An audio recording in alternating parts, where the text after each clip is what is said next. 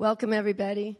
I am Mary Christina Wood, Faculty Director of the University of Oregon Law School's Environmental and Natural Resources Program, and we are very honored to have coordinated this event tonight.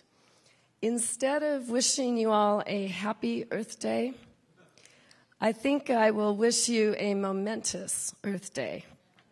For I think that no one who knows about our climate emergency and the state of the planet can be happy about it. But all of us can feel that we might just have a momentous part in restoring our Earth and the climate system key to sustaining all life on this planet. I want to give tremendous thanks to Roger Worthington and Worthington Brewery and Worthy Garden Club for sponsoring this event tonight. Roger had the vision for this event, and he truly exemplifies the civic initiative that we need everywhere across this country to mobilize the nation in face of climate tipping points. In World War II, 100,000 victory speakers reached out to their communities across America to explain the nature of the Nazi threat and to tell people what they could do to contribute to the national effort. I see this kind of event as catalyzing climate victory speakers from this room in the same way. Thank you. Roger has the honor of introducing our two speakers this evening, but let me just say it is an enormous privilege to have both of them here with us, and in a sense they come from two different worlds. Dr. Bill Ripple is a renowned scientist who is sounding the climate alarm around the world. I think of scientists as experts who diagnose the problem of this cataclysmic climate syndrome. Bill's role tonight is to deliver us all a hard dose of reality and not sugarcoat it.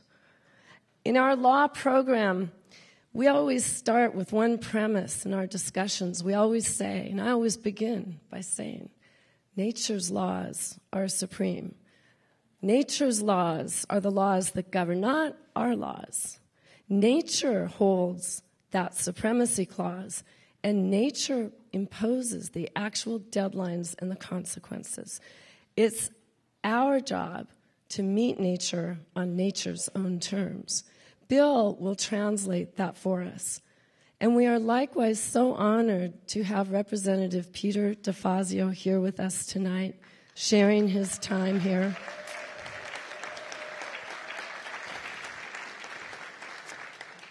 I cannot really imagine being in the shoes of any courageous person holding office during this time. For it is clear that the climate emergency must have an immediate response. We are racing towards a climate cliff, and officials sitting in office today are the only ones empowered to pull the emergency brake now. If today's leaders don't feel that they are carrying the world on their shoulders, well, they should. Because nature's tipping points won't wait for a more favorable Congress or a different president. And so we are so fortunate to hear Representative DeFazio's vision for a climate response. In closing, I often tell people the climate crisis is like humanity jumping out of an airplane from 30,000 feet high. We're in a free fall, but we have a parachute on our back. A big one. We have to deploy that parachute before gravity snatches our last opportunity. And each one of us in this room, we each hold a different and separate ripcord in that parachute. And it's defined by our passion, our talent, our resources, our connections. And it's time for each one of us to pull that ripcord now. Thank you so much.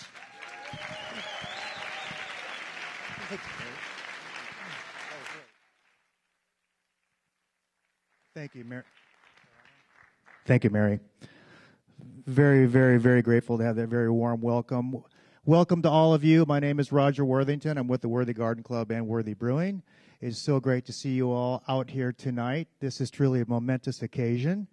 We're here on Earth Day honoring our mother, and this is truly an historic event. We have with us tonight two luminaries, two giants, two big oak trees, or maybe Doug fir, who, from their own respective categories, one representing government, one representing science, and they're both from the great state of Oregon. Both of them in their respective fields on the tip of the spear. People who don't wait for things to happen, who see the moment and seize it. We are very honored to have with us tonight Congressman Peter DeFazio and scientist Bill Ripple.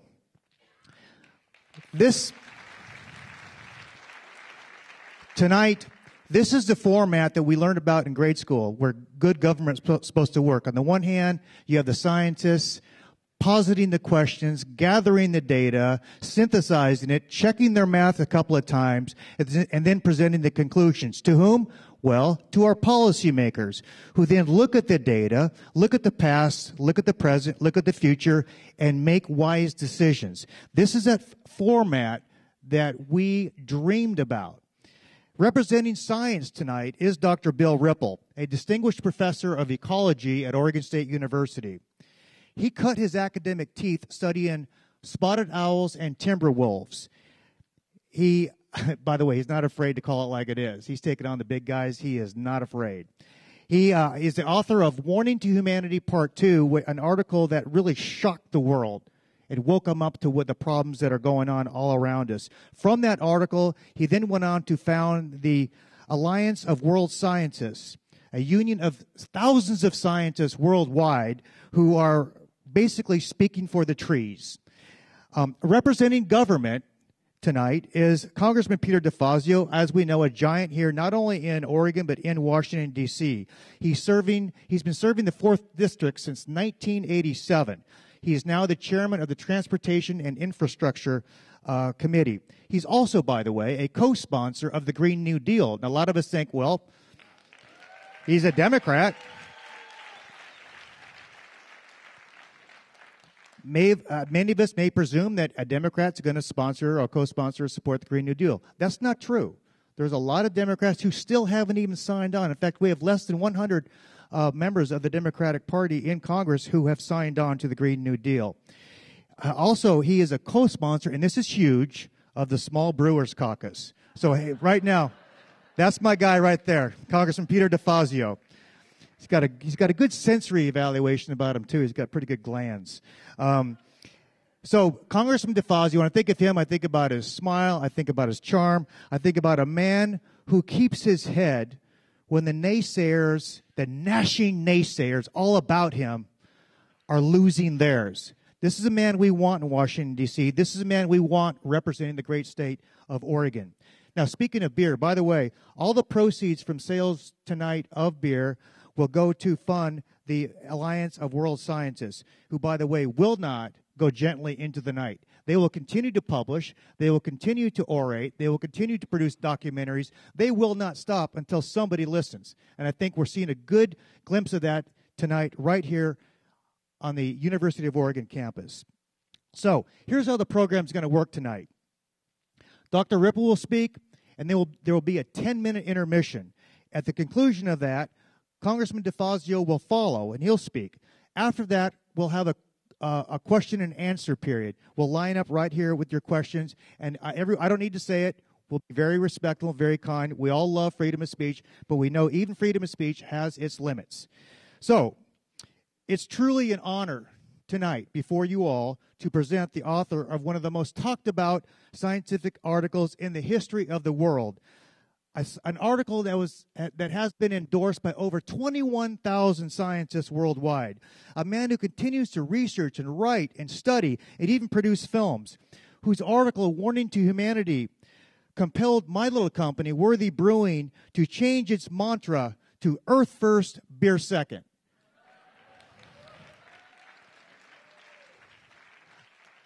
A man whose warning also persuaded us at our little company to begin limiting our carbon footprint and reducing our reliance on fossil fuels. A man whose advocacy has prompted Worthy Brewing to donate a generous portion of our sales to earth-friendly nonprofits.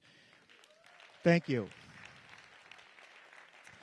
So, ladies and gentlemen, ducks and beavers, beer and earth lovers all, from my hometown of Corvallis, Oregon, to the town that Wayne Morris, Ken Kesey, Steve Prefontaine, and Mr. Knight helped build, to the generations of climate change children who will also inherit this state and this country and this world. On behalf of Oregon State, University of Oregon, the Worthy Garden Club, and everyone else who's contributed, it is my privilege and my honor to introduce to you now, ladies and gentlemen, Dr. Bill Ripple.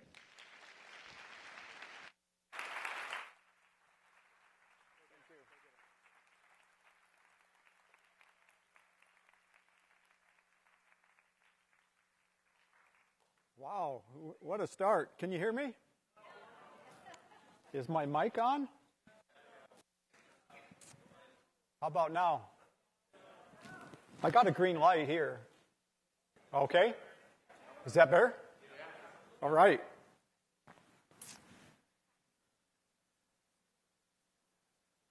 So, tonight I want you to take home 4 words. Try to memorize these 4 words. I'm going to quiz you later on them. And the 4 words are, all hands on deck. That is the theme. So, towards the end of my talk, I'm going to ask you, what do we need? And then I'm going to expect you to respond with these 4 words. So, the call and response. And it'll be obvious, because they'll be on the screen. But we're doing this little rehearsal now, so it'll go really nicely when it comes time to really, really shout it out. So what I'm going to do tonight is tell you about my journey doing science over the last 20 years. I'm going to start in Yellowstone National Park and move on to other national parks in Western North America. And then I'm going to briefly talk to you about how I turned to studies of wildlife around the world, and then how that led to the scientist's warning. And finally, what I'm working on now, the vital signs of climate change. I'd like to acknowledge my co-authors, other scientists that I've been working with, including Bob Beshta, Eric Larson, Luke Painter, Chris Wolf, Thomas Newsom, Tal Levi, Matt Betts, and there's many others. Okay, let's get started on the Yellowstone portion of what I've been up to. And what I want you to do is to be able to track my activities, my science, and my thinking as we come up from 20 years ago to the present. So, back 20 years ago, I became aware of a mystery in Yellowstone National Park. And this was where the aspen trees were dying out. There weren't young ones to replace these old ones. So here you can see the old decadent aspen. And there was a scientific controversy as to why the aspen were dying in Yellowstone. So we did a tree ring study, and we counted the rings to determine when the aspen stopped regenerating. And what we found was that aspen declined in their regeneration by the early part of the 20th century. So here we have the number of aspen stems and the date across the bottom. But we would expect lots of small young trees where we didn't get them, just like that picture I showed you. So we also found out the last wolves in the park were killed about the 1926. So then we developed what's called a trophic cascades hypothesis, where the wolves prey on the elk eat the young aspen sprouts, therefore indirectly the wolves affect the aspen. So I know that this term trophic cascades may be a little bit difficult for you to remember, so you can just think of the ripple effect and you'll be fine. This is what the Lamar Valley in Yellowstone looked like before wolves came back. lots of elk eating the willow and the young cottonwoods along the Lamar River here. But in 1995, the federal government decided to bring wolves back. So they imported some wolves from Canada. Here's our Secretary of Interior, Bruce Babbitt, helping carry some of the wolves back in. So they put them in these acclimation pens for a while, and then they turned them loose into the northern range of Yellowstone. And they started preying on their native prey, elk. See these ravens here? Guess how long it takes ravens to get to a kill site? 40 seconds.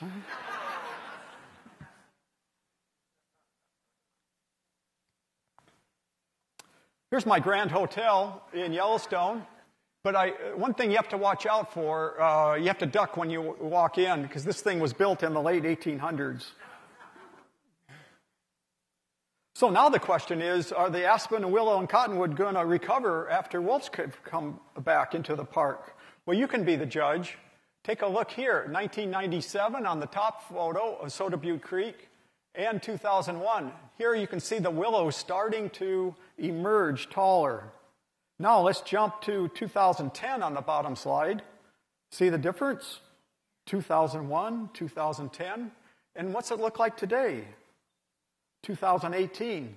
So we are getting a tremendous resurgence of willows there in the northern Yellowstone Park. And here's cottonwood trees, 1991 and in 2017. This is really great for trout. This provides shade. Okay, so the next thing we did is ask this question. This is very recently. We asked, can wolves change streams?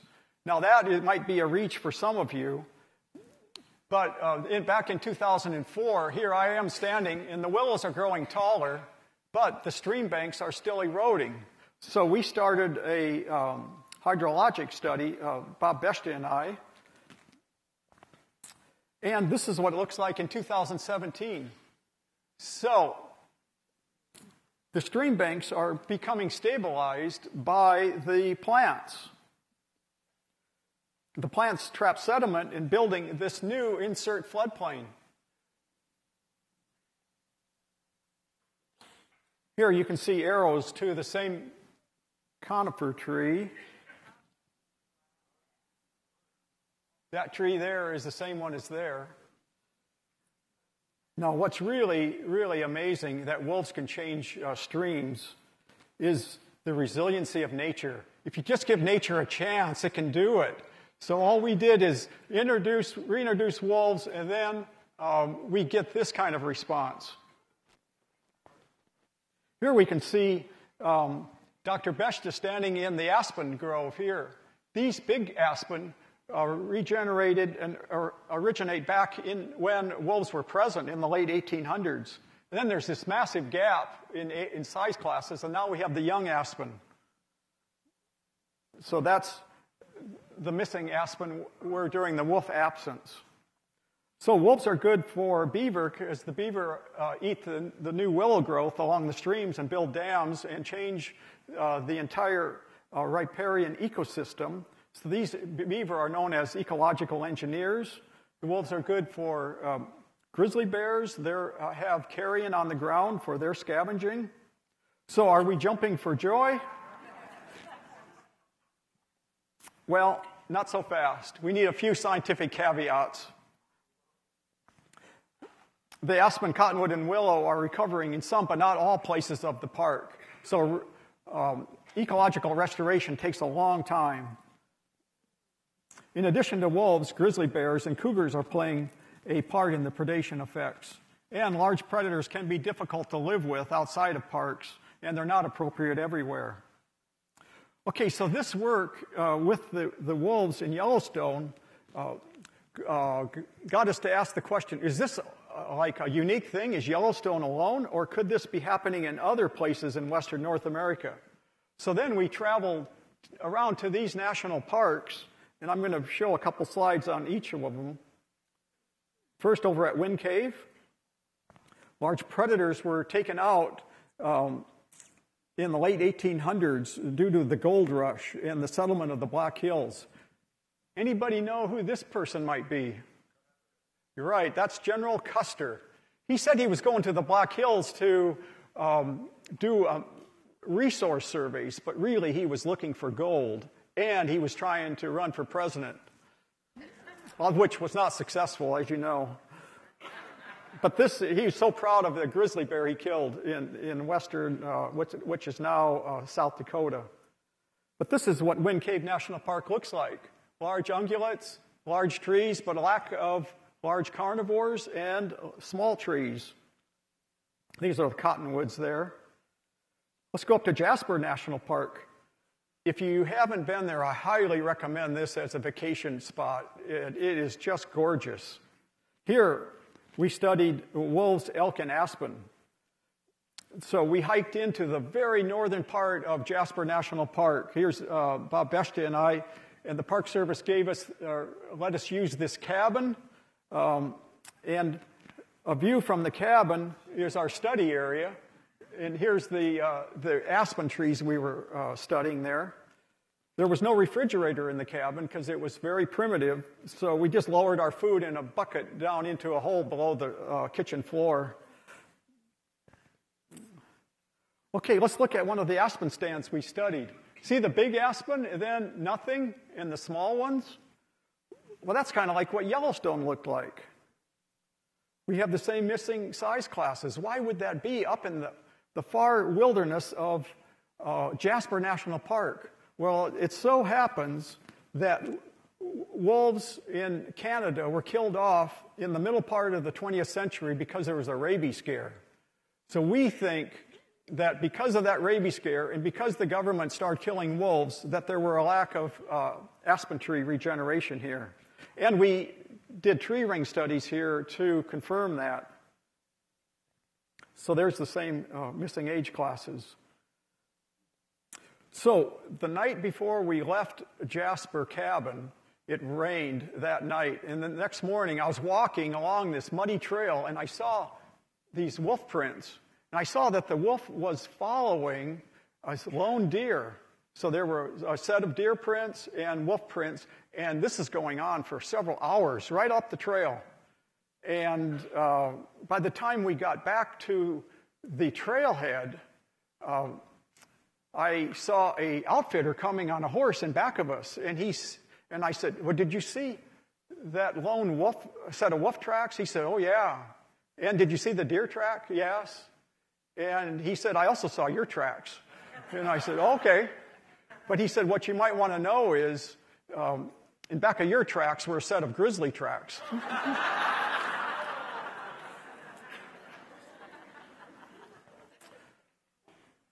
Okay, now we can go down to our Olympic National Park here in the state of Washington. Here we studied wolves, elk, and cottonwoods, and bigleaf maples. The wolves were extirpated from Olympic in the early 1900s. Here you can see not very much. Okay, we're back. Here we can see Bob Beshta measuring some of the big old cottonwoods. There's a lack of small trees and a lack of shrubs. And the same with the bigleaf maples. Here we get a fern prairie and just a lack of this biodiversity. And we see the same thing in Yosemite. So what we're seeing in these parks is when the large predator is wiped out or become scarce, that the trees don't do as well. Here in Yosemite Valley, where we studied cougar, mule deer, and oaks, so what the deer do, they figured it out, that this is called human shielding. The deer walk right next to humans or get as close as they can to avoid predators. So here we have the oak trees near the visitor center. There's just a lack of regeneration, as you can see here. So here the deer are eating the young oak seedlings. Then we traveled over to Zion National Park. studying cougar, mule deer, cottonwoods, and biodiversity. This is the backcountry of Zion, where cougar are common and deer are sparse. This is one of our study sites. And then the other site is Zion Canyon, where cougar are rare, deer are abundant, and people are highly abundant. Over 2 million visitors a year to Zion Canyon. Again, the big cottonwood trees and lack of small ones in Zion Canyon. We did the tree ring studies again. But when we go into the backcountry in the East Fork of Virgin River, look at the beauty of this stream and the willows on the right side, and on this side would be all ages of cottonwood trees. And here we have a deep, narrow channel, really an exceptional ecosystem. Compare that to where the cougar are rare and the deer are very abundant to the point where they're eating the woody plants along the banks of the river, and the erosion has continued to widen the river and make it more shallow. My colleague Bob Beshta is a hydrologist, and when it came time for us to measure the depths of the streams, I said, Bob, could you go and do that? And I said, well, I will go on the banks and measure biodiversity. I'll do a biodiversity survey while you're doing the stream depth measurements.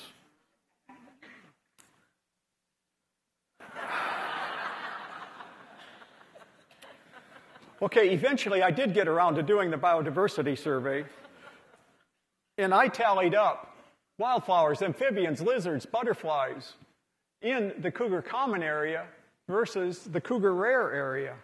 And in each case, we found more, the occurrence of more animals and plants in the cougar common area. So for those of you that prefer cartoons over data graphs, you can just enjoy this one here. Cougar common, cougar rare. Here's me. There's Bob Beshta and our friendly deer.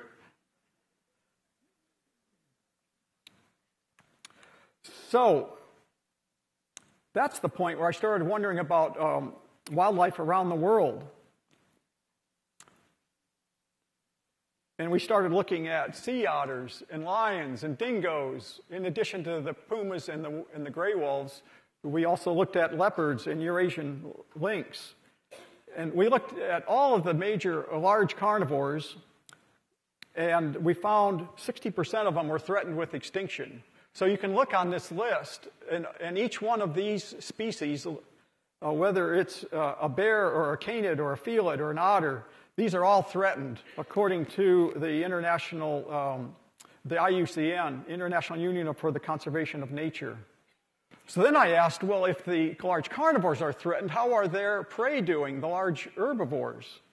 So we tallied up the large herbivores in the world, 44 species, 60% of the large herbivores are threatened with extinction. These include the bovids, the camels, the deer, the elephants, horses, hippos, great apes, rhinos, pigs, tapirs. I'm working with a PhD student at Nelson Mandela University. His name's Chris Everett. He's walking for 2 years in the southern part of Africa and collecting all types of data on people, wildlife, and he is picking up these snares as he goes. A lot of wildlife are caught in these traps that are sent. For example, this buffalo that he found caught. And here's where they dry the meat. This is the result of poaching. And then when they kill the elephants, sometimes they don't even take the meat, and they're just after the ivory. So the elephants are becoming more threatened as time goes on. So then the next thing we did is ask, what are the 10 most loved animals in the world? Okay, just picture the 10 most loved animals in your own mind. What would that be? Here they are. What are they? Well, they're all large, they're all terrestrial, and like us, they're all mammals. I especially like those earrings on the giraffe. But unfortunately, every one of these species is threatened with extinction except the gray wolf, where there's lots of gray wolves in Canada and Asia. So the panda and the polar bear, they're suffering from habitat loss, and especially here with climate change. But these other species are, one of their main threats is direct killing by humans. And that goes for the marine world, too. 60% of the cartilaginous fish are threatened. And that includes the sharks, the rays, and other large predatory fish. Overfishing causes bluefin tuna numbers to drop by 96%. Overfishing fears cast aside, sushi boss pays $118,000 for a bluefin tuna. At that point, I knew I needed to change. Seeing this global wildlife endangerment was a turning point for me, going from just a field ecologist to also a science and conservation advocate. But I was concerned about what my peers would think and what my employer would do if I changed tracks drastically. So I'll get back to that later. I'll give you an update. So that led me to this World Scientist Warning to Humanity. There's going to be 4 brief parts to the humanity. I'm going to talk about the making of the paper, our findings, and our suggestions, and the response to the paper. Okay, the making of the warning. It was back in February of 2017. I was feeling especially concerned about the environment, especially the trends in climate data and the extreme weather events that I was seeing in the news just about every night. For example, hurricanes stronger and more frequent, causing major destruction, and flooding due to intense precipitation or storms. Wildfires caused by extreme heat and drought, to the point where they're sometimes wiping out entire communities. Droughts and agriculture. Here's the Muir Glacier in 1941, August. You want to see it today? 2004. That's the most recent picture I have. 1941, 2004. Between 1984 and 2012, the minimum Arctic sea ice, as shown here in these 2 photos, decreased by about 50%. This map was made by National Geographic, and they made the map as if all the ice in the world melted. And this is what they predicted to be the new eastern coast of the United States. And I'm sorry to say, Mar-a-Lago would be underwater.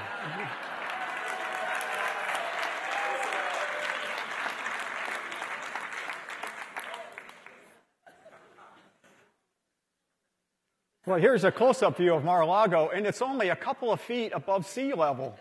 And it's really at risk with climate change and storm surges.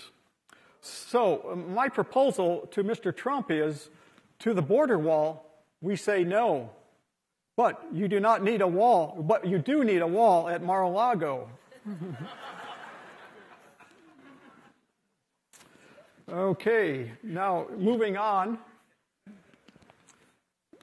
We're concerned about climate tipping points, the point of no return, such as these feedback loops, where we're getting melting permafrost, causing a release of methane, causing more global warming, melting more permafrost, and then it starts over again. So this is called a feedback loop.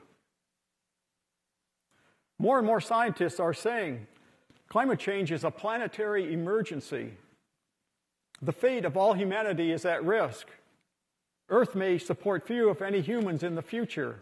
For example, David Attenborough says if we don't take action, the collapse of our civilizations and the extinction of much of the natural world is on the horizon. Professor Hans Schellenhuber said, he's a famous climate scientist from Europe, is saying the carrying capacity of a 4 to 5 degrees C world would drop to about 1 billion people. Now, 1992, there was the Real Earth Summit. Now, if the technology works for me, I'm going to show you a short video clip of Severin Suzuki, a speech she made at the summit, and she's 12 years old.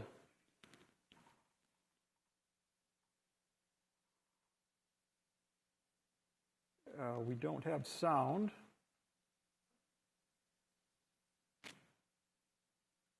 I think, are you going to come up? We have a technician here to help us. Now, this worked when we were practicing a little bit ago.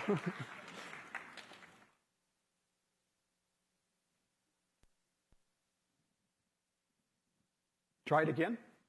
12 and 13-year-olds trying to make a difference. We've raised all the money to come here ourselves, to come 5,000 miles to tell you adults you must change your ways. Coming up here today, I have no hidden agenda. I am fighting for my future. Losing my future is not like losing an election or a few points on the stock market. I am here to speak for all generations to come. I am here to speak on behalf of the starving children around the world whose cries go unheard. I am here to speak for the countless animals dying across this planet because they have nowhere left to go. I am afraid to breathe the air because I don't know what chemicals are in it. All this is happening before our eyes, and yet we act as if we have all the time we want and all the solutions. I'm only a child, and I don't have all the solutions. But I want you to realize, neither do you. You don't know how to bring back an animal now extinct, and you can't bring back the forest that once grew where there is now a desert. If you don't know how to fix it, please stop breaking it. In my anger, I am not blind, and in my fear, I am not afraid of telling the world how I feel. Do not forget why you are attending these conferences, who you're doing this for. We are your own children.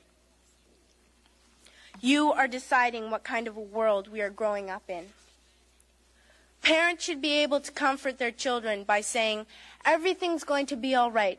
It's not the end of the world, and we're doing the best we can. But I don't think you can say that to us anymore. My dad always says, you are what you do, not what you say. Well, what you do makes me cry at night.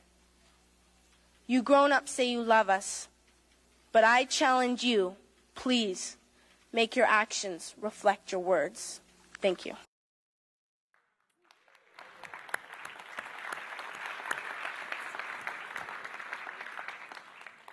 Powerful speech. That speech has been heard many times. It's changed her life. She's now still giving speeches over a quarter century later. Also in 92 was the first World Scientist Warning to Humanity. This was issued by the Union of Concerned Scientists. 1,700 scientists from around the world signed this warning to humanity. They said human beings and the natural world are on a collision course. Human activities inflict harsh and often irreversible damage on the environment. Fundamental changes are urgent. Okay, that was my aha moment. I realized it was 25 years since the 92 warning. I also realized we now have global environmental data sets that we can track changes over time, and that I could write a letter to humanity. Our findings.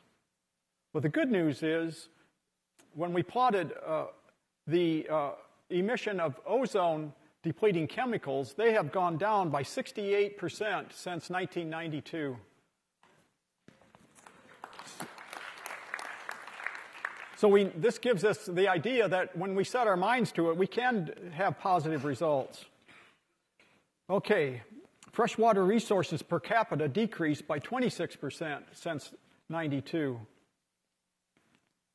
The reconstructed marine catch shows a decline of 6% over the last 25 years, and that's at the same time the fishing effort has continued to go up.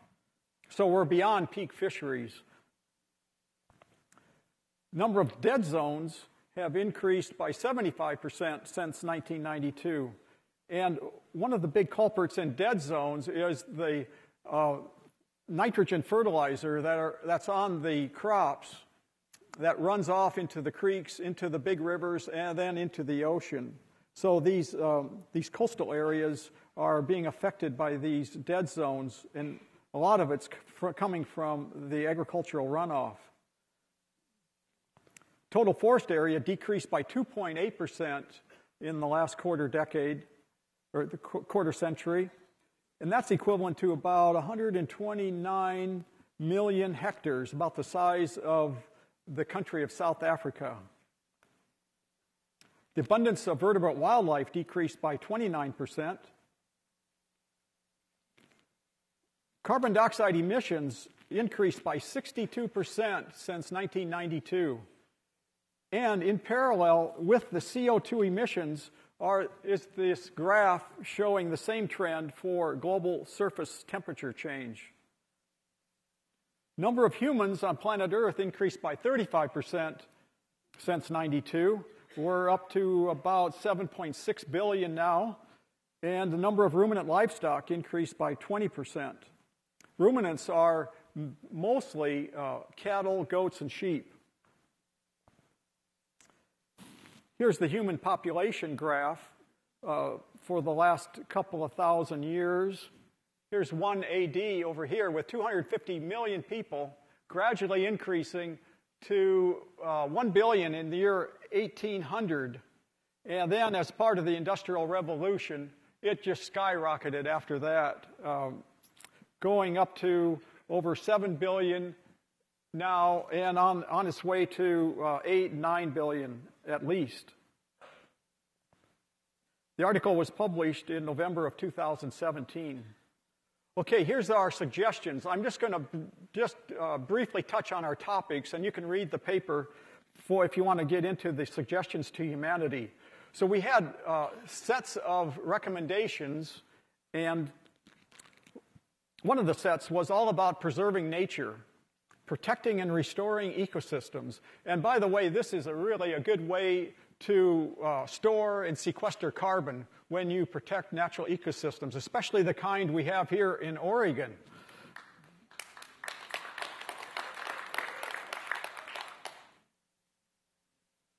Food waste and diet. About a third of the food produced in the world is wasted. So that should be something that we should target in terms of reducing our impact on the environment and climate by reducing food waste. And if we eat lower on the food chain, we will have a decrease in our impacts on climate and environment. So eating lower on the food chain, eating mostly plants, helps immensely. And we made recommendations about fertility and education. We talked about voluntary family planning in the article, and we talked about nature education for children. We have a whole set of recommendations on revising the economy and investing in green solutions like solar and wind energy. And we even suggested estimating a scientifically defensible, sustainable human population size.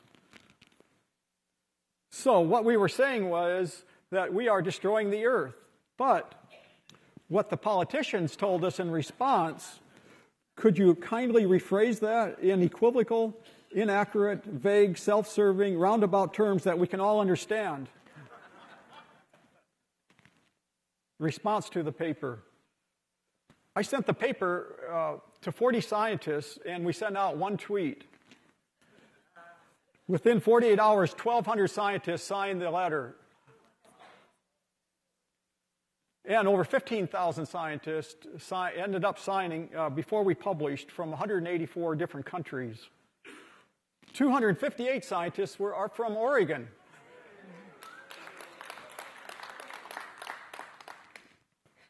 Since we published, even the day we published, I started receiving hundreds of emails. Hey, my life changed right at that point. I could not keep up with email. I've received invitations to meetings and presentations like this one tonight. Our paper's been discussed on the floor of the Israeli parliament and the floor of the British Columbia legislature. Books, I've received books, poetry, art, song, a song even titled Goodbye, Beautiful World. I've received many ideas for saving the world, and I must tell you, some of them are really, really good. Many offers to help. People are asking me, what can I do? What can I do? How can I volunteer? Some people even sent money. That was great. Our paper's been endorsed by the OSU Faculty Senate and the OSU Student Organization. Formal adoption.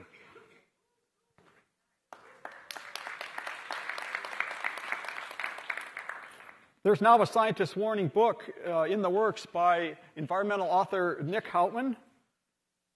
And there's a scientist warning documentary film by the OSU film production crew, of which you might see them walking around here tonight. So this is the name of the film they're working on right now. It's called The Second Warning. They're the same crew that made the full-length documentary, Saving Atlantis. Let's take a look at their trailer. This is David Suzuki, the father of San Francisco. We are now the cause of a mass extinction that now threatens us. We're the highest predator on the food chain. And if we undermine the underpinnings of the way that life exists, then who do we think is going to be most vulnerable to this? It's us. We don't have any time to waste. We're living in a hinge point. The next couple years will be the most important years in the history of humankind, maybe in the history of planetary life. We have to start paying attention. With some of the horrific conditions that we and the rest of the world are headed toward, if we don't get hold of climate change problems, one can't possibly speak out too loudly or too often.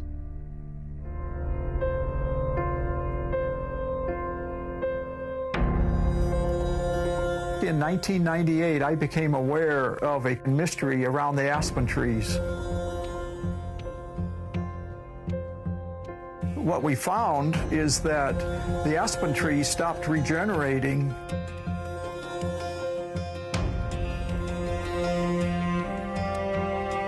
That is the point I had my aha moment. Aspen trees were declining because wolves were absent from the ecosystem.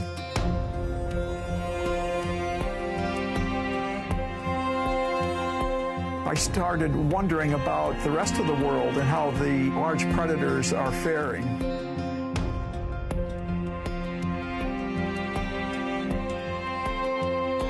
That started opening doors towards the idea of the scientist warning to humanity.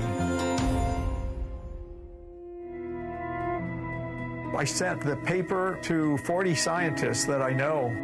By the time we were ready to publish, we had over 15,000 scientists sign the paper. Ladies and gentlemen, the star of the show, Bill Rebel. In the end, there just needs to be good policies. This climate crisis is all hands on deck. If we can pull back and give nature a chance, maybe she will surprise us in ways we don't deserve. When I go out into nature, I am just amazed. There are no mistakes in the way nature does things. I think it's important that we never give up on trying to protect planet Earth.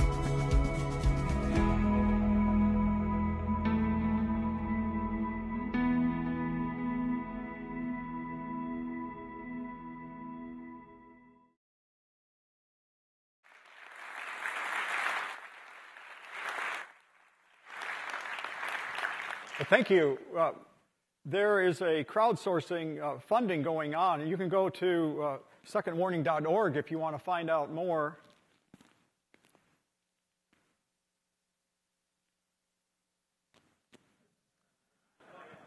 Okay, back to that topic.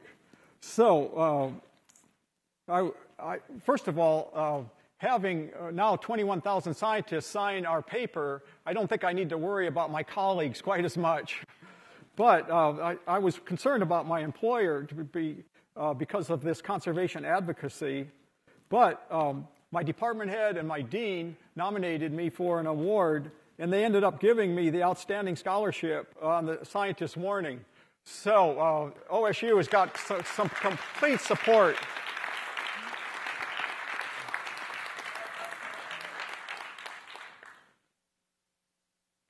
And we now have this Alliance of World Scientists to do follow-up work on environmental issues.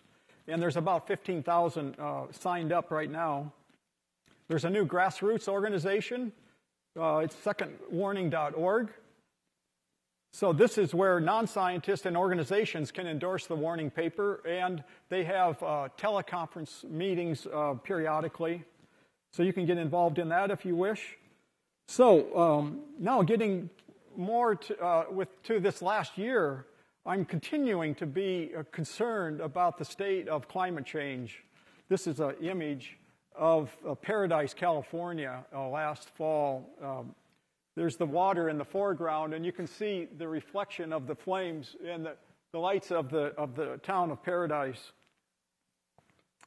This wildfire was so bad that as people tried to leave town, they got incinerated in their cars in a traffic jam.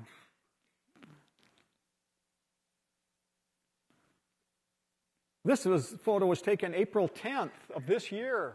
This is Corvallis, the east side of Corvallis. You remember that flood we just had? So this is another example of extreme weather events. Water as far as you can see here. But at this same time, when I turned around, I saw this: "Go Beavs, ducks."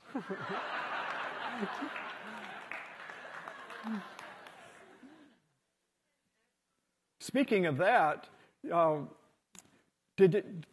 of you may not know, but both Corvallis and Eugene are in the same congressional district, the DeFazio 4th District.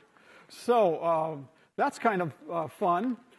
But, so this means that the beavers and the ducks should start working together more on climate change. So let's get us going.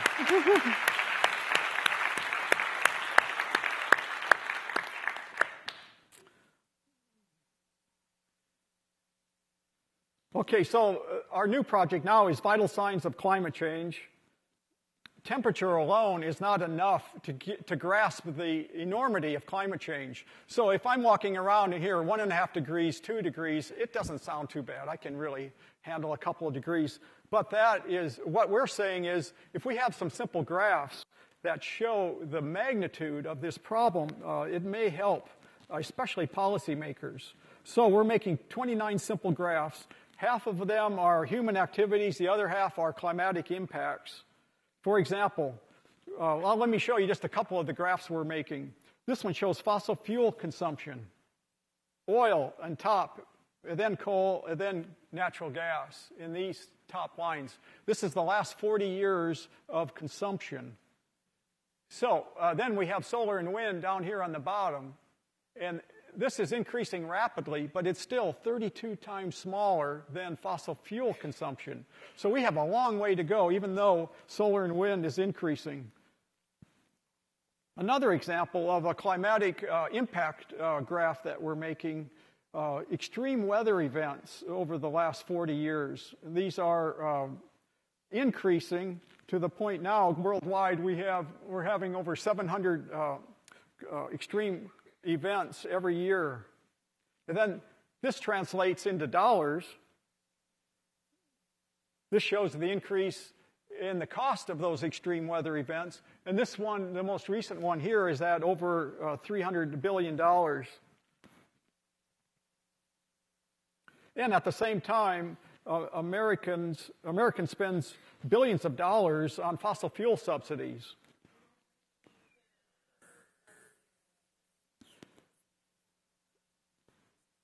So there's currently, by the current federal administration, there are about 100 fossil fuel projects that are poised for release. And the Children's Trust lawsuit is fighting against them.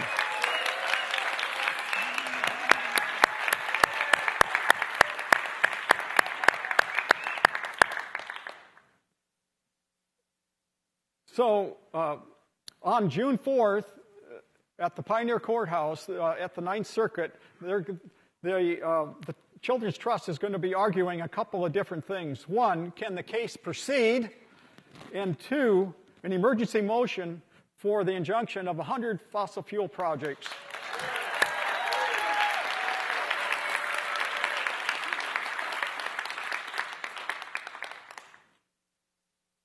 Have you heard about Greta? Woo! She's the 15-year-old that has started the school strike movement. And I'm going to show you a 60-second clip of Greta. It's what she did in her TED Talk, if this works. People usually start talking about hope. Solar panels, wind power, circular economy, and so on. But I'm not going to do that. We've had 30 years of pep talking and selling positive ideas. And I'm sorry, but it doesn't work. Because if it would have, the emissions would have gone down by now. They haven't. And yes, we do need hope. Of course we do. But the one thing we need more than hope is action. Once we start to act, hope is everywhere. So instead of looking for hope, look for action. Then, and only then, hope will come. Today, we use 100 million barrels of oil every single day. There are no politics to change that. There are no rules to keep that oil in the ground. So we can't save the world by playing by the rules. Because the rules have to be changed. Everything needs to change. And it has to start today. Thank you.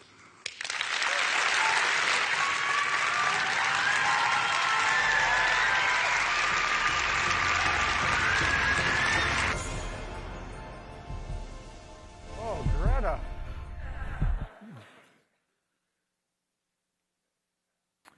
Okay, you remember that little rehearsal we did early on?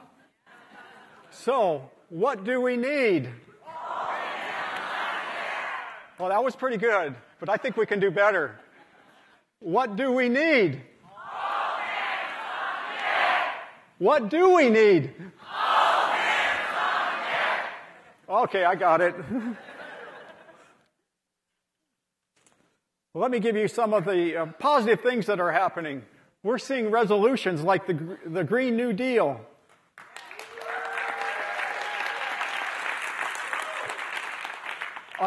A number of lawsuits, so all kinds of litigation, including the children's one. School strikes with Greta et al. Citizens movements with the Extinction Rebellion, 350.org, and the Citizens Climate Lobby.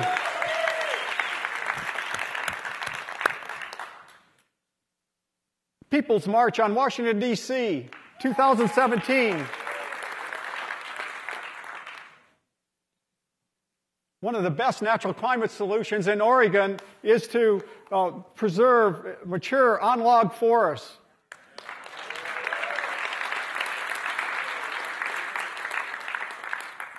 These big old trees can store and sequester carbon. So if you're looking for more things to do, reduce fossil fuel use, eat mostly plants, promote small families. Additionally, donate or join groups working on environmental and climate issues. Get political, protest, run for office, work on carbon legislation. And finally, consider making a major change in your life and dedicating yourself to fighting climate change.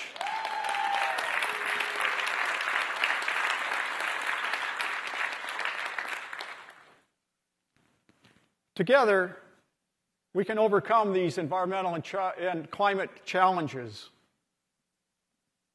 Are we going to be a howling success? Let's see it.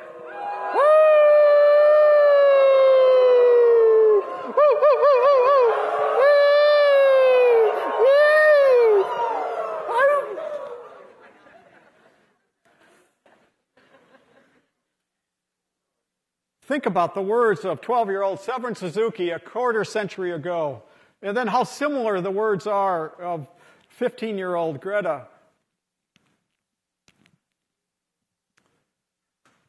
Earthrise is a view of our home from the Apollo 8, the first human mission to the moon.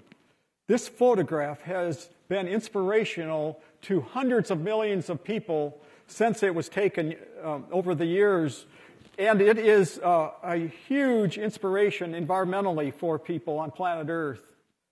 The big blue marble is a view of our home from the Apollo 17. This is the first picture of a fully illuminated planet Earth. The thin blue line is a view of our home from the International Space Station, showing the narrow protective layer of our atmosphere. The pale blue dot is a view of our home from the Cassini spacecraft as it's orbiting Saturn, some 900 million miles away. Now it is up to us to treasure and protect life on this pale blue dot. The final and ultimate question is, are we going to do it? Thank you.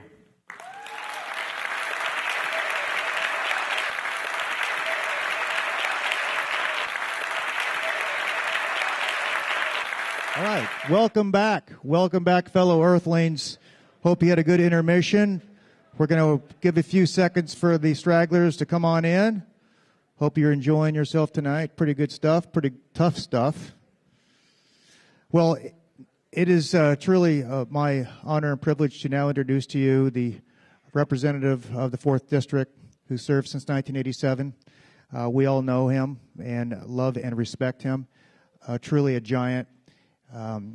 He is one of the original co-sponsors of the Green New Deal. And what I really like about Congressman DeFazio is his interest in wilderness protection. And just recently, of course, we all know about the Devil Staircase wilderness area that we set aside. Couldn't have done it without him.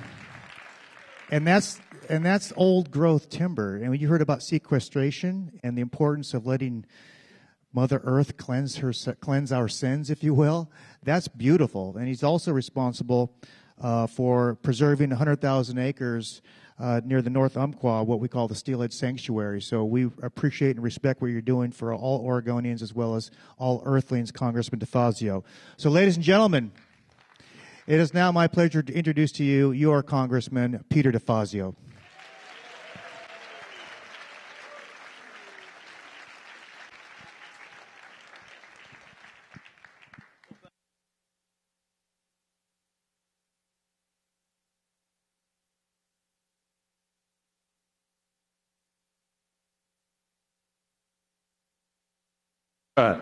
Working. Been a kind of a long day. So look, Bill presented very beautifully and comprehensive. By the way, I've been fighting. My dream is before I die, in my favorite backpacking area, the Willows Mountains, to hear a wolf howling when I'm camped at night. And it might happen. It could even happen in the Willamette now because they've come over to this side. So, you know. So he presented the problem. I got 15 minutes to solve it. So I'm going to talk kind of fast, and because we want to leave some time for questions. So the first slide is the problem he presented, which is I'm focusing on the U.S. here, on our greenhouse gas emissions by sector, and I'm going to particularly focus in on the transportation quadrant over there, which is under the jurisdiction of my committee, but I will address the other parts in short. And then if we go to slide 2, we have the transportation sector, which, again, I will get into in more detail, looking at the light-duty vehicles, small trucks, individual autos, 60%, medium heavy-duty trucks, 24%, aircraft, 10%, other, rail, ships and boats. Look at that, 2%. And we'll talk about efficiency and movement of freight and people and what works best and what doesn't work. What? Up, second slide, 2. There we go. All right, you heard it. I'm not going to repeat it because we're going to. So, look, this is kind of a homecoming for me. I mean, I come home a lot, but it's a homecoming in that 49 years old. On campus here was a guy who had hair and a beard, and for the first Earth Day, went to a teach-in, and we had a demonstration outside of what was then much more modest EMU. To those back then, the destruction of the Earth was very apparent. The Willamette River was an open sewer. The Cuyahoga River caught fire. We said, whoa, this is like we are destroying Mother Earth. We had that same year, 1969, leading up to the first Earth Day, we had Black Tuesday in Eugene, which was when a couple of 100,000 acres of grass seed was burned all at once, and people had to turn on their headlights at noon. That first Earth Day and the activism of, there's not a slide for that one. We're just going to leave that up for a bit, or we can put it down if it's disturbing to you. I have slide 3. Sorry, I forgot. Yeah, we do need to see slide 3. Okay. This is the problem. If you look here, we not only do not need to look for and can't afford to look for more oil, gas, and coal to extract. We have to take known reserves and leave them in the ground. That's the red line.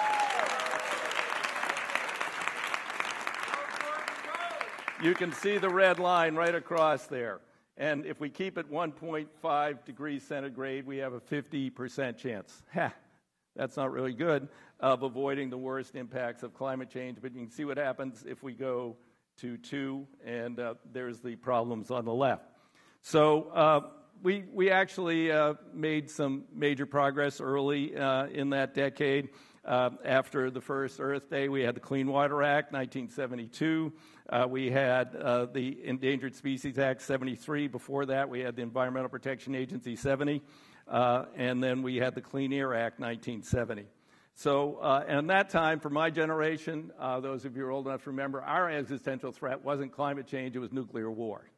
But now we have, an even more intentional, existential threat to the climate, to the Earth, which is climate change. Then later in the 70s and 80s, we started to focus back more on the environment, and we became aware, as Bill talked about earlier, ozone depletion. We had the 87 Montreal Protocol, and they predict if people don't start, and there is some bootlegging and other things going on, but we have a chance of healing the ozone layer by 2050, which will be a major success for the planet. But as we've heard, there are many other factors in play now. 27 years ago, we had the World Scientists' Warning to Humanity, which was very comprehensive. It did include the ozone layer, we dealt there, but Bill talked about some of the other aspects of it, where we have made little or no progress or actually lost ground. And then Bill, of course, authored in 2017 the second warning. Other than ozone, we really haven't made the progress I said earlier. And then we have the IPCC in October 18 gave us 12 years. That would be today 11 years, 5 months to limit ourselves to that last bar over there on the right. So we got to get this right. And we need to look back a little bit at our past efforts and see what's worked and what hasn't worked, and then look to the future, which I will do. We passed a bill in 2007 that was much touted actually as a pretty good bill in the House. The Democrats were in charge, which dealt with eliminating most of the subsidies for fossil fuels. It dealt with the National Renewable Energy Standard, pretty radical or very ambitious, shall we say, CAFE standards for automobiles. But it also had a section on biofuels and included ethanol. And the bill went over the Senate. Out came the National Renewable Standard. Out came the appliance and the CAFE standards. Back in went the oil and gas subsidies, but the biofuels stayed in. Now, here's the lesson. I voted against it. I was one of 4 Democrats to vote against it because people said, oh, no, this is going to be great. We got biofuels. And I said, ethanol, I'm not a fan. And I didn't even know, and I'm not going to say I was predictive, but it's even more perverse than that. It has led to massive deforestation in Southeast Asia for palm oil because that qualifies as a biofuel.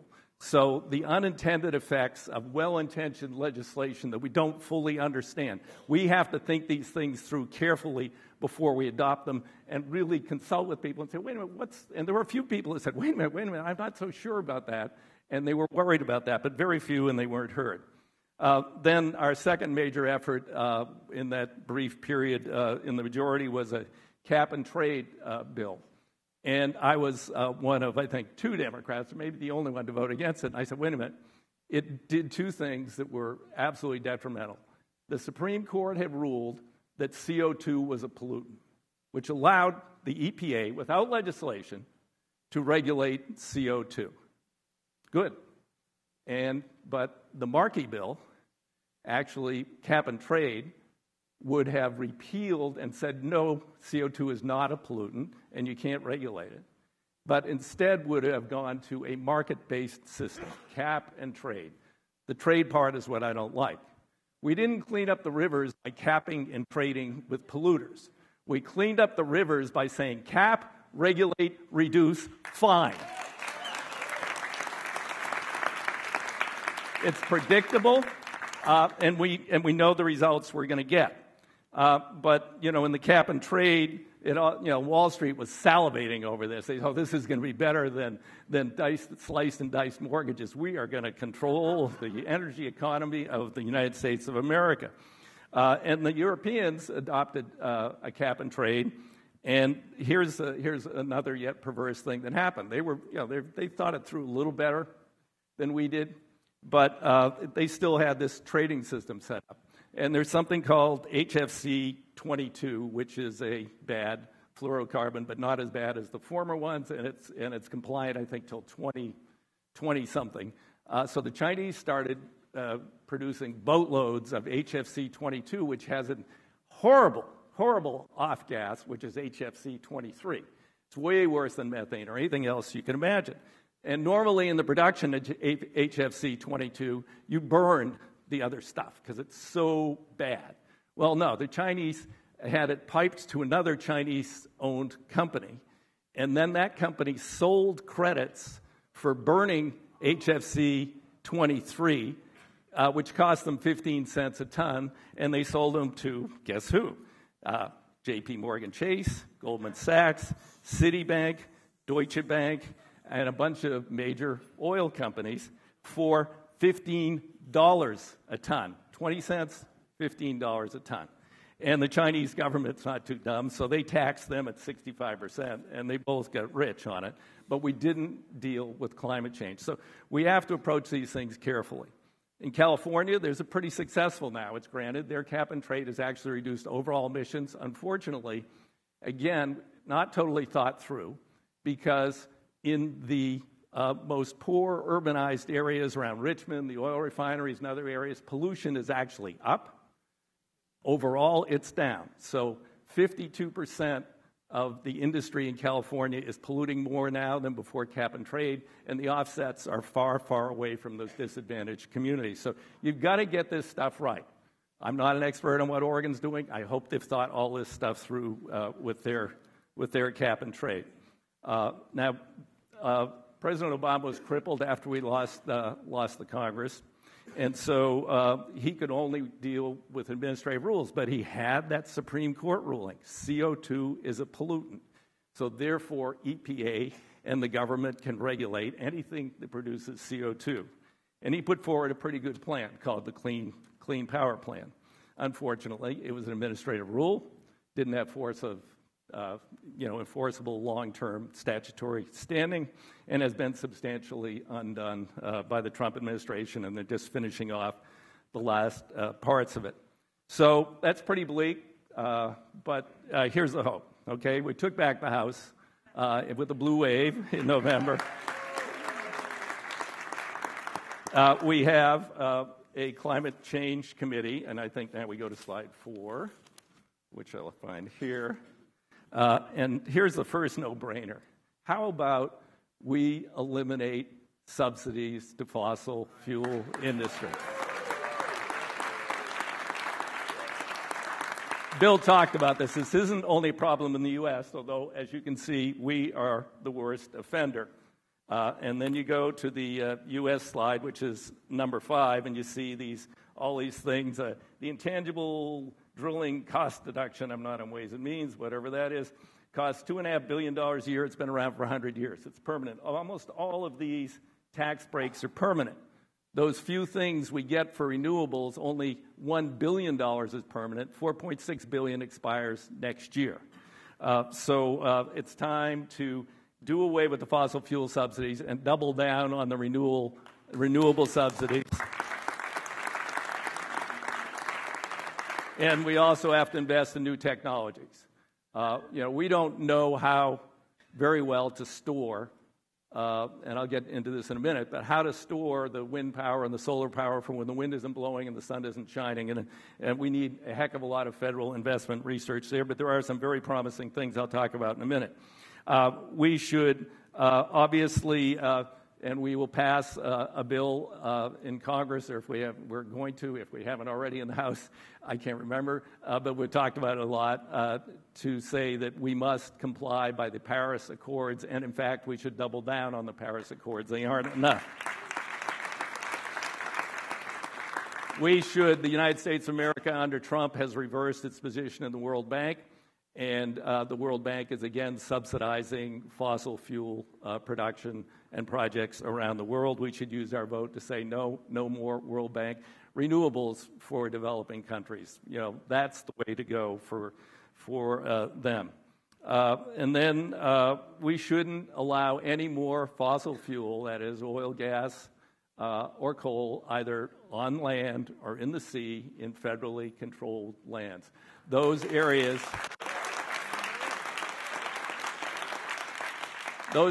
should be devoted to renewables, and you've got to be even careful there. There's a lot of delicate areas, desert, that we all think, the sun shines there, it's hot. No, we have to be sensitive, but we can, with a small percentage of the federal land area in non-sensitive areas, do wind, do solar, and offshore wind in areas that's appropriate around the country, rather than the fossil fuel extraction. And as I mentioned earlier, we need the federal investment in storage. I think I'm betting on electrification for transportation. I'll get into that in a second. But we also need to look at storage, as I said. Batteries are still a problem. We need breakthrough technology in batteries. Then there's a possibility of creating green hydrogen out of fuels. And there's a guy, I worked with him a decade ago, and I got the Obama administration to investigate and put a little money into this, would be use surplus hydropower to crack water, create hydrogen. And hydrogen, therefore, would be a green fuel produced with renewable energy. Or his idea was, hydrogen is hard to transport. It's a good fuel. But you can't just put it in a natural gas pipeline. It has a way lower whatever pressure, and it will go through the seals and that. You can mix in some hydrogen, and eWeb is looking at doing that right here in Eugene, Oregon. They're looking at pioneering, saying we will use our hydropower to produce hydrogen, and we want to mix it in with the natural gas that's distributed. So that's a stepping point moving forward. We got to ultimately get off the natural gas altogether. But that's a stepping point to move forward. But you can also produce ammonia through a process I don't understand, but it's very easy and well known with green hydrogen. There's even something much more exciting. Again, if we were devoting like what we did for the moonshot, and right now we're on a path to spend $1 trillion, which I bitterly opposed, on a new generation of nuclear weapons. $1 trillion. We're also on a path, and I love NASA, and they're doing great stuff in science, but $1 trillion to put a man and or woman on Mars. We've sent robots. We don't need to spend that $1 trillion. Let's spend it on planet Earth first.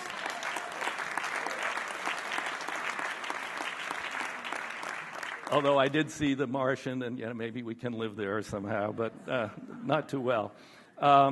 But there's a company called Carbon Engineering in Canada, and again, I just read about these things, but they have a negative emissions program. Everyone talks, carbon extraction is so expensive. Well, they think they can do carbon extraction for way less cost, and then they can create, by combining it with hydrogen, a fuel And so then when you burn it, the hydrogen burns clean and the carbon just gets emitted again, but it's the same carbon that you took out of the atmosphere, and you powered something with it. So it could be a negative emissions possibility. So we should be putting a lot more money into that. Fusion is a possibility. No, we haven't been successful. The Europeans are spending a lot more time researching and moving forward with that. And then, of course, the Green New Deal. And we've taken a bunch of grief. There's right now, I think, I've got the numbers here. I think there's 91 Democrats on the bill, 0 Republicans. We got 127 Democrats to go to get to a majority. Maybe we could pick up a Republican somewhere along the way. So there's a lot of work to do. But it included things about like jobs. People wanted jobs. I said, well, we need to bring all of America along. In Germany, they're doing a very good job in the areas where they're saying, okay, we're not going to mine coal over here anymore, but guess what? And they have more of a planned economy. We're going to put a solar manufacturing plant or a wind turbine manufacturing plant in your area, and you're going to get good industrial wage jobs so that those people are not alienated from the process as we move forward. We need to do some of the same. Now, we don't believe in, although I wouldn't be adverse to it, that kind of direction by the government. But we could say, all right, we're going to give you big tax credits if you build your plant over here. You're going to get like a very generous federal tax credit if you employ those people who get displaced from the coal industry when we stop extracting the coal. So that's sort of the big view. That's not everything. There's a lot more to be done, but it's a start. We do have a climate change committee. Kathy Castor from Florida, which you saw underwater, is the chair of it. So she's quite cognizant of the problem, although she wouldn't miss Mar-a-Lago.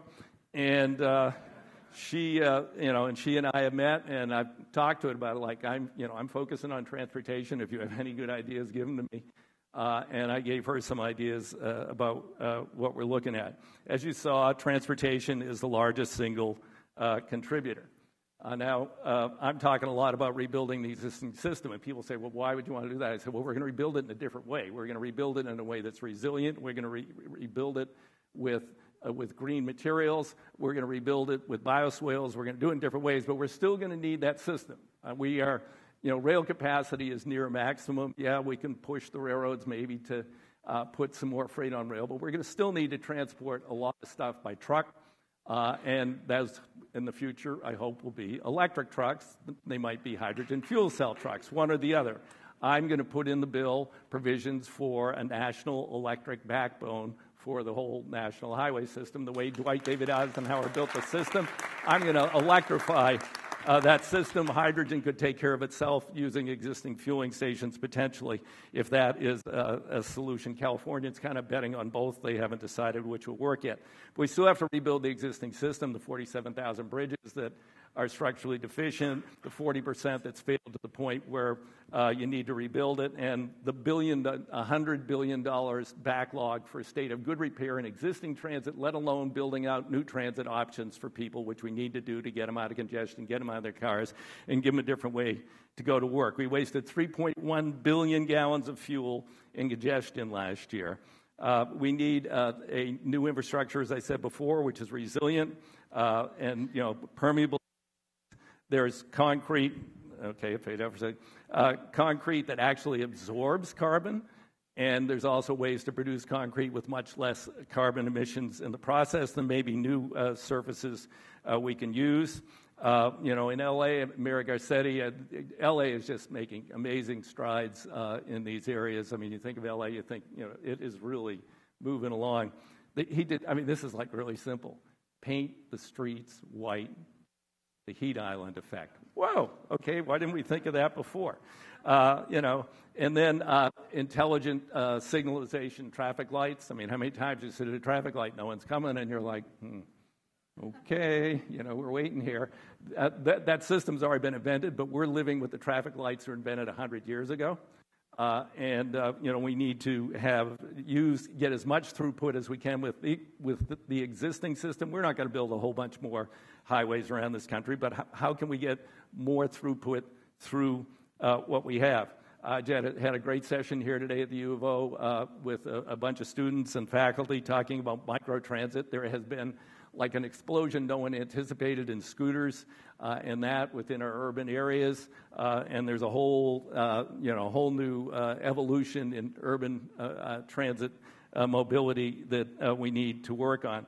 And again, back to electric cars, just like this is an interesting statistic, that your average, fuel economy fossil fuel car emits 11,435 pounds of CO2 a year. Even in Wyoming, where 86% of the electricity comes from coal, an electric car would reduce its footprint by 25%. And here in Oregon, where our hydro is 87% of our power, you reduce your carbon footprint by 87% with an electric automobile. And then there's, when you drive up and down I-5 and you see those big hunks of gravel, it's really noisy. That was some guy in ODOT 20 years ago thought it was a good idea. It turns out it actually creates more friction, which lowers mileage. It creates more noise, so people want sound walls. I mean, we've got to get smart about this stuff as we move forward. Under my jurisdiction also is rail and pipelines. Last year, the pipeline companies leaked 13 million tons of methane out of their system. Now, methane is shorter term than CO2, but it's 80 times more powerful as a greenhouse gas. So that we're rewriting a pipeline safety bill this year. Guess what? No more leaks. That's going to be in my bill. You're going to plug those leaks in those pipelines.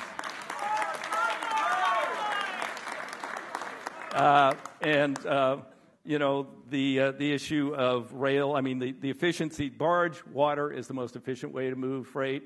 640, under with existing technology, 647 miles per ton per gallon. Rail, 471, truck, 134, passenger vehicles, 71.6, and you go on and on down. So we need to, as much as possible, expand rail, higher speed rail, for passenger travel. I met with the head of Amtrak. I said, if you can get me to Portland in 2 hours, dependably, I will never get on I-5 again. We're working. I'm working on that, and that's just higher speed rail. That's not high speed. High speed is more difficult because of right of way and other things, which I won't get into those details. And then I also have jurisdiction. My committee's pretty. It's the largest committee in terms of membership, and it's also got some of the best jurisdiction. We also control federal buildings. And the largest owner and operator of office space in the United States of America is the GSA. And I was meeting with a friend who's an architect who's been worked on these issues for years. And I said, well, I'm going to make them all platinum. He said, oh, no, it's something better than platinum. I said, what's better than platinum? He said, Architecture 2030, which is net zero buildings. In fact, the federal government has actually retrofitted a 1918 courthouse, the Wayne Espinal Federal Courthouse in Colorado, and it actually produces all of its own energy. A 1918 courthouse, let alone the new buildings we could build, who will probably become net exporters of power onto the grid. Water, wastewater. I have wastewater. Another committee has drinking water. We had a hearing. And I was sitting there listening, and there's a guy from New Jersey. He says, the Clean Water State Revolving Fund. He said, we built a whole new system. We didn't have to raise rates. We built a methane capture system. We produce all the electricity we need, and we sell it onto the grid. We're more than self-sustaining. And I said, wow, I said to my staff, I never heard of that. And they said, well, I don't know, it's not the law. And it turns out it was an appropriations pilot project. And I said, well, no, I'm going to renew the SRF fund for the first time since 1987. I'm going to put $30 billion into wastewater partnership around the country. And we're going to require methane capture on all of the rebuilding of the wastewater system. So it's not a big factor, but it's yet another factor. Maritime, as I said earlier, the most efficient way to move freight. The inland waterways need a tremendous amount of investment, as do many of our harbors. Jetties are failing, silting in. The inland waterway, our locks are failing. Some of them are 110 years old. But we're collecting. Every imported good you buy has a little tiny increment of a tax on it, an ad valorem tax. This was created when Reagan was president, called the Harbor Maintenance Trust Fund, except Congress has been diverting the money. There's now $10 billion that's gone somewhere else. and every year they divert $200 or $300 million. Twice out of committee, I've got an amendment. And this was when the Republicans were in charge. My chairman was shocked. I offered the amendment first time 3 years ago. I got it out of committee unanimously. Spend the Harbor Maintenance Trust Fund on harbor maintenance. Shocking in Washington, D.C. But Paul Ryan didn't believe in federal investment in infrastructure, and he personally had it taken out of the bill twice before the bill went to the floor. Paul Ryan's not there anymore. I'm confident I can get my leadership to agree to this. So aviation is going to be the toughest thing, and that's where we're going to go back to some sort of fuel solution. There are electro-biofuels, which are more efficient than regular biofuels. They have much smaller land footprint, and they can already make substitutes for Jet A for airplanes. Airplanes have gotten way more efficient in the last, right now they're moving since 78 to 18, 125% increase in fuel efficiency, 28% more passengers and cargo, with a reduction in fuel use over the last year. But we're going to have to convert ultimately in aviation too, particularly since they are high up in the atmosphere and their pollution is longer lasting than many. So there's a lot to do, and I've been an apprentice for 32 years on that committee, and I'm ready to contribute my part to the solution to climate change. Thanks very much. I appreciate it.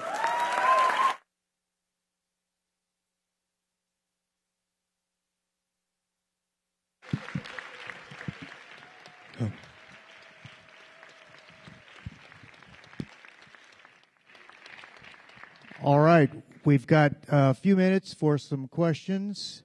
If Bill Ripple could please report to the stage. There he is. Hey, Bill, come on up.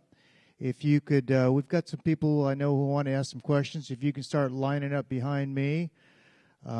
We hope to give everyone a chance to ask either Congressman DeFazio or Professor Ripple a question.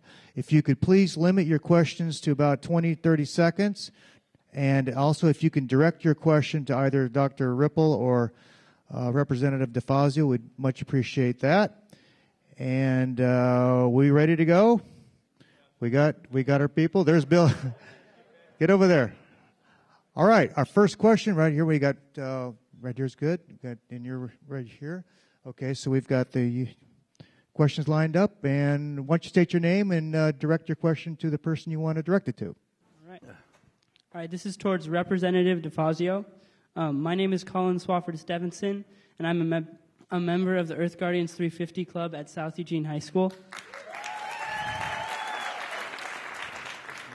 In September 2018, the UN Secretary General told the world that we must begin pushing down the carbon emissions curve by 2020 to avoid devastating climate tipping points.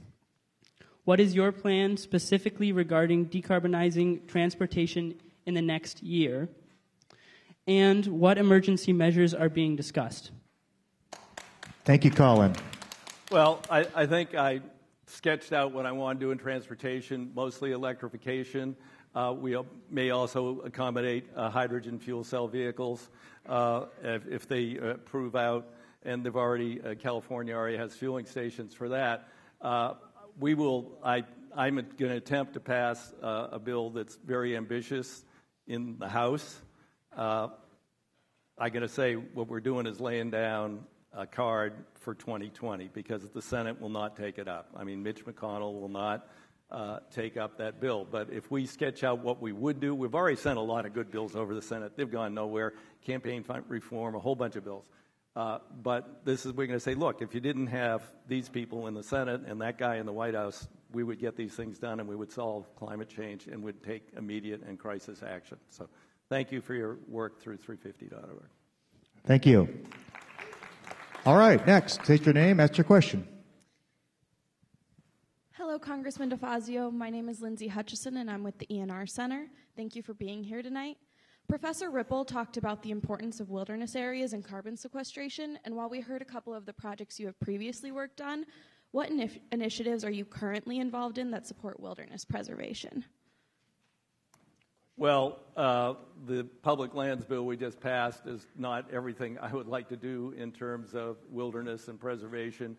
on public lands. I mean, we should never cut another stick of old-growth timber on public lands. As I mentioned in the speech, we should stop. Trump is accelerating, which will be bad because once people get a property right, we got to buy it back. He's expanding leasing for fossil fuels on public lands. And, I'm on the opposite side, which is no more leasing of public lands and or the ocean, which we control for fossil fuel extraction, instead for renewable energy. So I think there's a lot to be done there. But, again, it'll be things we can do in the House, and hopefully we get a really comprehensive plan out of the Climate Change Committee, which we can, vote on and pass. But, I just got to tell you, the Senate is, Mitch McConnell is busy confirming right-wing judges, so that's all he wants to do. Thank you very much. Next up, state your name, ask your question. Hi, Peter. I am Gabrielle Raviolo, and I am a senior in environmental studies, as well as a fellow with Friends of the Earth Action. So a lot of politicians like to disguise clean energy under the name of nuclear, which is destructive at both the extraction and at the end, right? When nuclear reactors like to give out, it's very bad. Thousands of years, maybe, right? Yes. So my question to you, Peter, is what is your opinion on nuclear, and do you consider it a clean energy? No. Thank you. OSU has people working on mini reactors. They've solved 3 of the 4 problems. One is safety, and one is cost. One is terrorism, because nuclear plants are essentially a dirty bomb in place for a terrorist. But they have not solved how to deal with nuclear waste. And until we know how to deal with something that's going to be deadly for 10,000 years, we shouldn't produce any more of it. And we have a whole lot of it, by the way, around the country in pools, similar to what happened at Fukushima. And we've seen that problem probably won't be solved for 100 years. Fusion is a whole different thing. Fusion it doesn't have nuclear waste. I think we should be investing and researching fusion power. Maybe we can get there, maybe we can't, but we should certainly be looking at it. It's essentially the sun. It's an infinite source of energy without pollution. Thank you. Yes. Thank you. We're doing a good job, Eugene, Oregon. We got a big line behind us. So again, let's keep our questions brief. And let's go ahead. State your name, ask your question. My name is Ron Thompson, and my question is to Peter DeFazio. As you're in charge, or you have the capacity to regulate the right-of-ways of the country, why don't we use the right-of-ways? Because we have nearly 1.2 million miles of infrastructure. Why don't we do solar roads, solar rails, solar parking lots, so we can generate without having to pave over? It's only 10,000 square miles to power the Earth at this point in time, and we have more than enough right-of-ways to satisfy that 10,000 square miles. I think we should have. There's a possibility of creating energy out of the roads we have now. There's people have experimented with these plates that move slightly and run generators. Oregon has a little section of solar road up just below Portland, but all they do is power, I think, some street lights and other things. But sure, we have a lot of right of way, and that there's potential there. But I don't know, the configuration. I haven't looked at, whether that's going to solve it. That's what I'm open to that, where the federal government has right of way. But I'm also open to, in places where it's appropriate, in non-sensitive federal land areas, to look at solar production and look at wind power production. With wind, the big problem we got to solve, and they're working on it with different configurations, is killing bats and birds. And there's also some harmonic issues for people who live close to them. But they've got new kinds of wind power that may solve that problem, and I would support putting those on federal lands. Thank you. All right, next question. State your name, ask your question. Thank you for your services. My name is Jim New. I'm a volunteer with 350 Eugene. 2 weeks ago, POTUS passed a declaration to increase infrastructure in fossil fuels, and he also passed a declaration to put LNG, liquid natural gas, on our rails. We've had an increase of crude by rail through Eugene, which is a health and safety risk. I asked you about that 2 years ago. You said ammonia was worse. what are you, as the chairman of the Infrastructure and Transportation Department, doing to keep LNG off of rails world or U.S. wide? Thank you. Well, I'm not aware of shipping LNG by rail, since LNG has to be refrigerated and liquefied. But I mean, I've dealt a lot with the crude by rail, and I fought very hard to get double wall tankers. We knew those other tankers were unsafe for years. It took a number of years to get that through. Unfortunately, I don't regulate what goes on the rails. That's the Energy and Commerce Committee. I just regulate the safety of pipelines. They regulate what goes into the pipeline. I'm not trying to give you a bullshit answer, but that's the way it works. I don't get to determine the energy sources and what moves, but I can make safer what moves. But I'm not aware of LNG. I know they are shipping oil. And, Thank you. And the thing about the oil that should be regulated is the back-end crude, which they're getting by fracking, has a much higher gas content.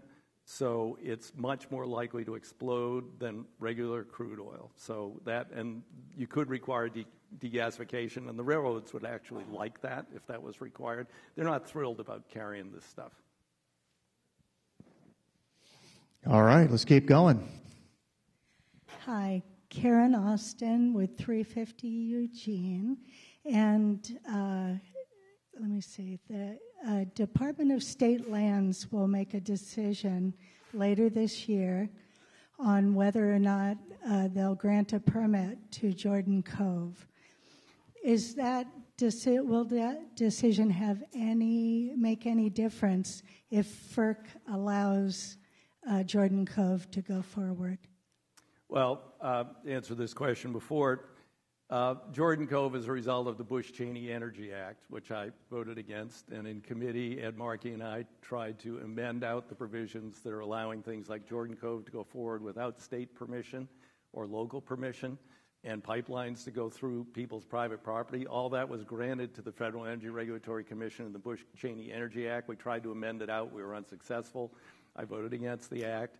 I've introduced legislation in the past. I didn't bother the last few Congresses because the Republicans were in charge, but I've introduced in this Congress legislation that says you can't grant eminent domain to a private entity who's going to export fossil fuels, because the rationale for that Supreme Court decision was there's a public purpose.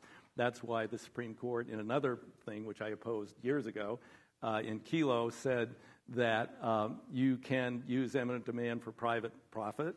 And this was a redevelopment in Connecticut where they took people's property.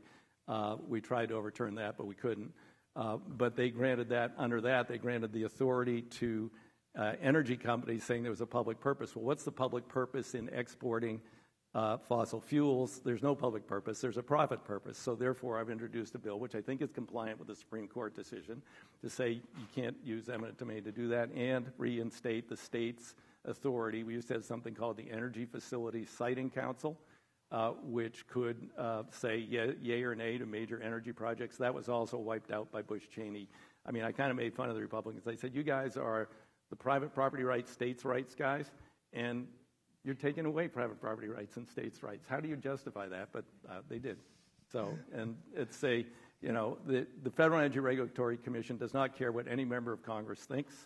And they are appointed by the president. They're accountable to the president and only to the president. But if I could change the law, they wouldn't have those authorities anymore. So. Thank you. Thank you. I don't know the name, or we can get you the name and the number. All right, doing great, Eugene, Oregon. Got some more people lined up. Let's keep moving. State your name. Ask your question. My name is Carol Yarbrough, and Harvey Ginsburg is with me here. We're from Citizens Climate Lobby. Hold it closer and speak up. The acoustics aren't great up here. Sorry, Carol Yarbrough, Harvey Ginsburg. We're with Citizens Climate Lobby here in Eugene. And I'm sure you have a lot of great ideas, and I'm sure if you're president, you could fix this problem. And we appreciate all that you're doing and all the research you're doing and all the thinking you're doing behind this. But Republicans are still here with us, and they have a different vision for how things should be. And there's a bill in Congress. It's called H.R. 763, the Energy Innovation and Carbon Dividend Act. And we would like your support, Mr. DeFazio, of this bill. It's a bipartisan plan, and it's projected to reduce greenhouse gases by 90% by 2050. It's not enough, but it's a good start, and there's a chance that maybe we could get something going. Okay. There's been about 4,500 bills introduced. I don't know the specifics of that one, but I certainly will look into it, and someone took notes. So we can get back to you if you give your name to one of my staff, because I missed your name. I couldn't hear it very well. Talk to Dan. Dan's the man. Dan, right the over tall there. guy in the He'll back. get on Go it. talk to him. Dan, he's the guy to talk to. Thank you so Yeah. much for your question. State your name, ask your question. Bruce Anderson, Eugene. I'm not sure which of you two gentlemen I would like to ask. Bill would love to answer a question. It's both a political and an action question. You're obviously speaking. You've been speaking to the choir here tonight. You know, everybody in this room applauds what you're doing and appreciates very much what you're doing. There's a large percentage of Americans out there still who don't get it in relation to climate change. How do we reach those people? I'll let you start with that as an educator. Okay. Well, let's share that one. Yeah. Is my mic on? Yep. Can you hear me? Yeah. Okay, so the short answer is I just don't know. But one thing we're doing with this, you saw those, an example of the vital signs of climate change. So we have this set of very simple graphs that show what humans are doing, and here's another set that show what climate is doing and the impacts of climate. So what I'm trying to do personally is make it very simple, cause and effect type graphs where well, hopefully we'll publish that this year and get a lot of attention to it. I just think education is needed, and we have to work on bringing people up on science any way we can think of. So it's time to be creative, and there was somebody talked to me earlier tonight about being creative and artistic and coming up with ways to educate people on climate change. So I would say, not sure, but anyway, we're giving it a try with the vital signs. Do you have any thoughts, Peter? Well, Bruce, I think things are changing for the better, not in the White House or the Senate. Yeah. But, you know, the polls are now, we're back up into the mid-upper 50s for people who believe climate change is a real issue. And, you know, for a while we were down in the 40s. And, you know, the forest fires and other things are changing people's minds. This is a very, very minor example, but the Republicans were lockstep 100% against climate change in the last Congress. I had a very minor bill in my committee to say the Coast Guard is the only uniformed service that has not developed a plan to deal with resilience for their bases and climate change. The Army's done it, Navy's done it, Air Force has done it, Marines have done it. And so I had a bill saying, well, I authorized the Coast Guard to do this. They want to do it, but they said they didn't have the authority. And I had that bill in committee. Now, one of the first Republican who spoke went off on that. You mentioned the IPCC, which is a socialist plot to like blah, blah, blah, blah, blah. And he goes on and on. But in the end, I got 4 Republican votes. Now, you can say, well, that's not much. Well, that's 4 more than I would have gotten in the last Congress. So things are starting to shift. I mean, Republicans from Florida, Republicans from California saying, oh, wait a minute, maybe there really is an issue here, and we can't ignore this anymore. So things are shifting, but it's going to require everybody in this room and everybody in America who recognize this as a problem to keep pushing. And educators like this is great, and I hope the film is a hit, box office hit when they do it. Please get newspapers to publish some of your graphs. Get it before a larger audience than just in scientific journals. Okay, yes. That's what we're planning on doing, and we did that with the Scientist Warning. It was covered by 200 mass media outlets, over 100 YouTube videos. So that's the idea, is get it in front of the public. Very good point. Thank you. And personally, I heard about your article reading in the New York Times. Anthony Doerr, the author, he wrote a nice essay about it, and that's what got my attention. So yeah, the mass media does have a role to play. All right, who's up next? Hi, my name is Eloise. I'm a student at the U of O. I have a question for the congressman. Since we already have all of the technology we need to fully electrify the rail systems, why not focus on switching cargo transport to trains and expanding our rail systems instead of waiting for technology we don't have yet to decarbonize highway traffic? Well, the rail system in this country is private, owned by private individuals, and it would be a massively expensive prospect. Right now, as I said earlier, rail is the second most efficient way. They are a very minor contributor.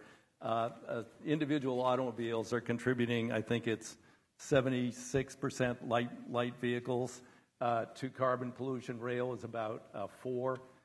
So I think we've got to deal with the highways and the freight trucks because we're at capacity in terms of rail right now. Maybe we can get more investment in rail by encouraging the private sector and short lines. But, really the big fat target is what moves over our highways as opposed to the very minor contribution of rail. Thank you. So Eugene, Oregon, we're supposed to wrap up by 9 o'clock. It's 9:12. Well, I may have to cut some people off. I do apologize, but the Congressman and Bill do need to get back. So let's try to go as quickly as we can. Sir, state your name, ask your question. This is for Congressman DeFazio. I'm a master's student here at the U of O in journalism and communication. My name is Jake Beavis. Recently, I saw that back when you were on the Board of Commissions for Lane County, you were campaigning for against the use of aerial application of herbicides out in the Coast Range. And I was wondering that what you were doing here in the modern day to address the use of aerial application of herbicides out on the Coast Range in regards for concern with human health in rural communities in close proximity to large-scale timber and clear-cut operations. Right. We stopped roadside spraying. I went up to Washington State to see a county which hadn't done roadside spraying for a decade, and the roads didn't deteriorate like they told us they would, so we stopped the roadside spraying on county lands. We do not, the federal government does not do aerial application of herbicides and pesticides. The private lands are subject to state law and not federal law, so that's up to the State Board of Forestry and the Oregon Legislature, which is meeting right now. So those would be the people to take that up with. All right, thank you. Okay, moving right along. Sir, ask your question. This is Peter Stoll from Corvallis. And I just wanted to, I love your emphasis on innovation and the ideas that we need to move forward in overcoming fossil fuels. A huge barrier to getting rid of or reducing the use of fossil fuels is that they are so inexpensive. And that's because they are allowed to pollute without paying for. It's just all externalized, and we're all paying the huge costs of burning this fuel. So the Energy Innovation Act that was mentioned earlier would place a fee on carbon as it's brought out of the ground so that it would be gradually increasing the price of the fossil fuels and make it even the playing field. And that way, the innovators and all the ideas that you have been talking about getting new fuels, new alternatives out there would move into the marketplace and be taken up as the cost of the fossil fuels gradually is raised. So the Energy Innovation Act is a very, very powerful tool. It would not involve getting the government to choose the different programs for powering your car or your airplane. The airlines and the customers would just choose the cheaper alternatives. Could you address that idea? And, of course, the fees that are being collected would be returned to the consumers. Thank you, sir. All right, that was a very long question. I don't know what it... Right. Do you want to do that? Well, again, I'd have to take a look at the bill, but if this is the one that has a carbon tax which gets a flat rebate, I have met with those people numerous times and say I'm absolutely opposed to a flat rebate. A billionaire who has a private jet and a 10,000 square foot home shouldn't get the same rebate that someone who has 3 kids or 2 kids and lives in a 2,000 or 1,500 or 1,200 square foot home. So if that's the proposal, that part needs to be modified. And you might notice that Governor Inslee, who's running as the climate change candidate for president, has said We're not going to have a carbon tax. It failed twice in Washington State. If we can't do it here, it's not going to happen nationally.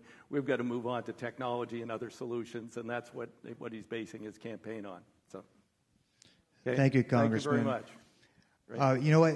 At Eugene, Oregon, I'm going to be the bearer of bad news. The congressman had a prior commitment. Bill Ripple needs to get back to Corvallis. I'm so sorry. We have one more question, and then we're going to have to wrap it up tonight. We'll do it again sometime soon. Sorry about that. Well, you're going to do one up in Corvallis, right? Yeah. Hello, I'm Isaiah. I had a relatively short question. I feel like nuclear power is kind of an underappreciated technology in terms of if we wait out and we're environmental purists, and meanwhile the alternative is often coal. And these renewable technologies aren't available quite yet in terms of their capacity to power the entire world, and the amount of land that would be required for solar and wind is quite a large amount. And I just wondered if nuclear energy is being talked about in Congress and actually considered as a viable solution. Well, I addressed it earlier, and Bill, as a scientist, might address it. We need to figure out what to do with a substance which is dangerous for 10,000 or more years, nuclear waste, before we endeavor to create more of it. And even these small portable plants that are production line plants that OSU is planning, they are going to have waste ultimately. So that is an issue that needs to be figured out. Fusion is a whole different issue. I don't know, Bill, do you want to address nuclear power? Is it? No, not really. No, but I think I'm in complete agreement. For us to move forward at a large scale, we need to have it safe, very safe. We cannot go with huge risks. All right, are we ready to call it a night? Yep. Okay, thank you. Thank you.